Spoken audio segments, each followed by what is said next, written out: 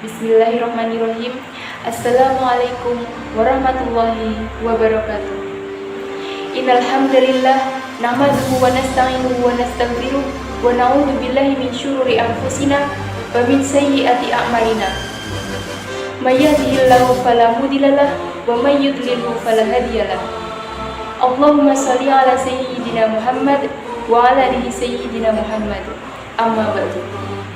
Pertama-tama, marilah kita panjatkan puja dan puji syukur kita kehadirat Allah Subhanahu wa Ta'ala, di mana sampai detik ini kita masih diberikan kesehatan, keselamatan, serta umur yang berkah.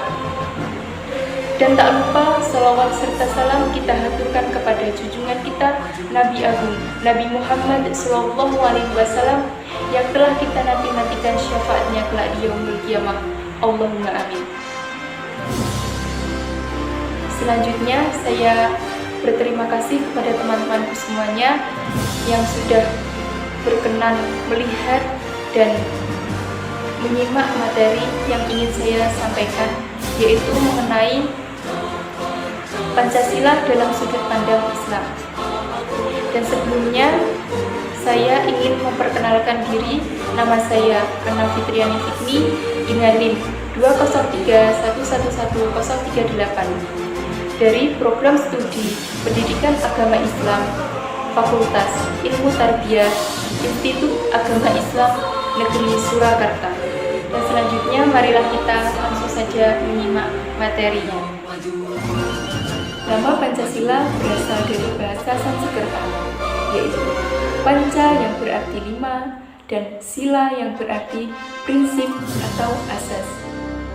Sedangkan Pancasila adalah dasar atau ideologi bangsa Indonesia yang mencakup aturan-aturan dalam kehidupan berbangsa dan bernegara yang harus diakui, ditaati, dan dijalankan oleh seluruh rakyat Indonesia atau seluruh warga negara Indonesia.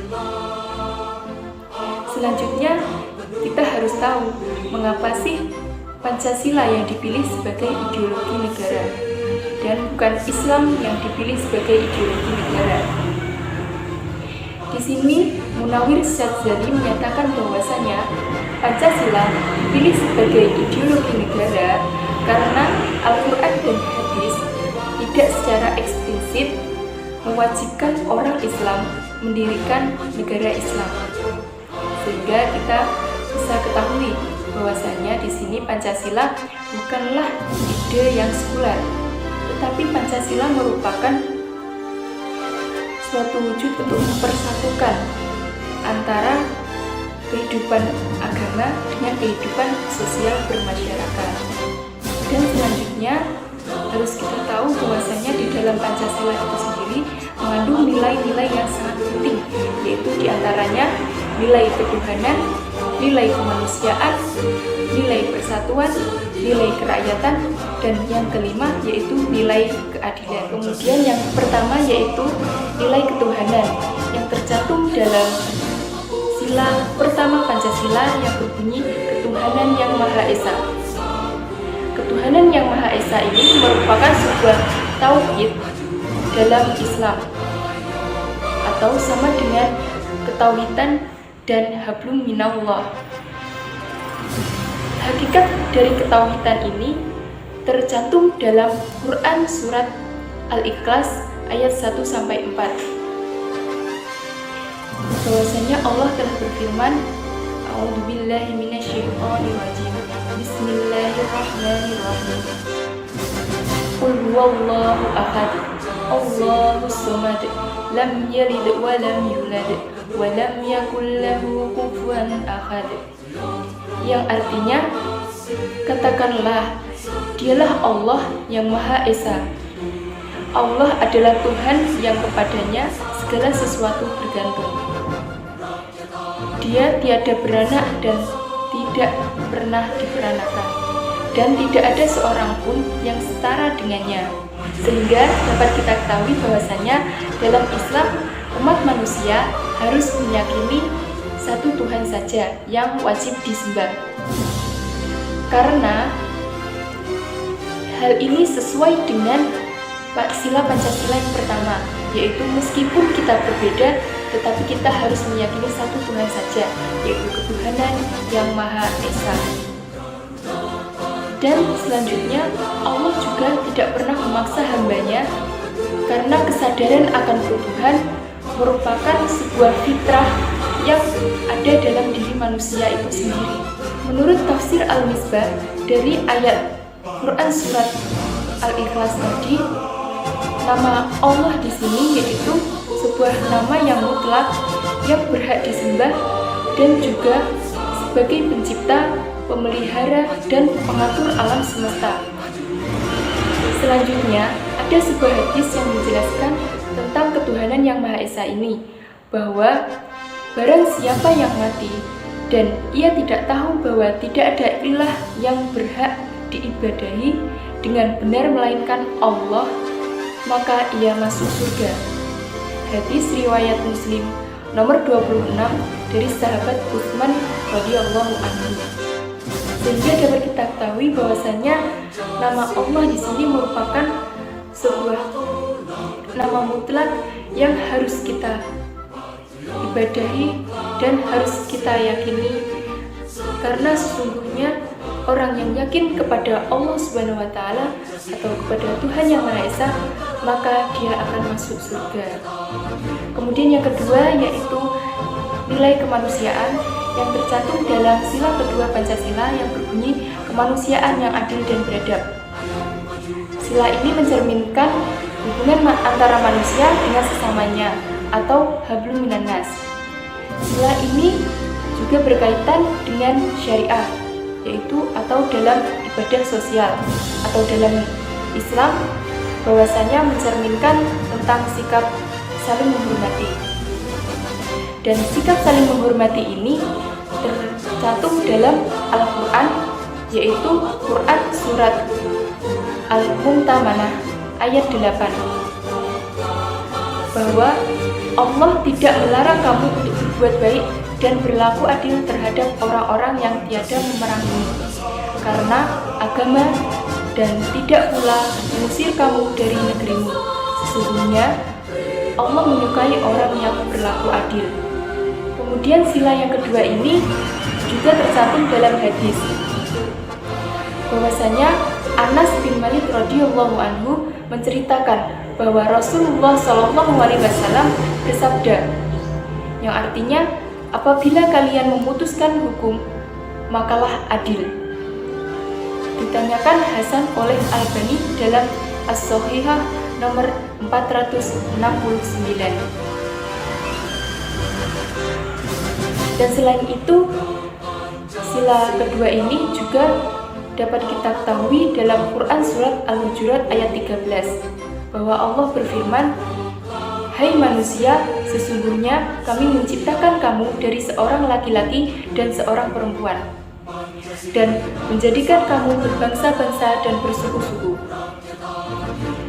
supaya kamu saling kenal mengenal, sehingga orang yang paling mulia di antara kamu di sisi Allah ialah orang yang paling takwa di antara kamu. Sesungguhnya Allah Maha Mengetahui lagi Maha Mengenal." Dari ayat ini dapat kita pelajari bahwasanya dengan sikap saling kenal mengenal, maka akan melahirkan sebuah sikap saling menghormati antar sesama. Selanjutnya yang ketiga yaitu nilai persatuan, sesuai dengan sila ketiga Pancasila yang berbunyi Persatuan Indonesia.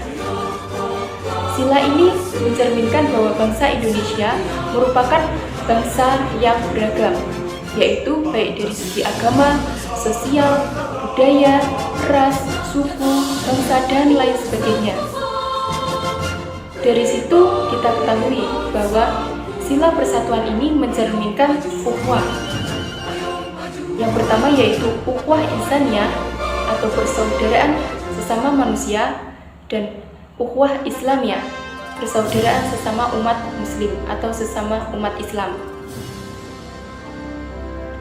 Selanjutnya, nilai persatuan ini termasuk dalam Quran surat Al-Hujurat ayat 10, bahwa Allah berfirman yang artinya sesungguhnya orang-orang mukmin itu bersaudara.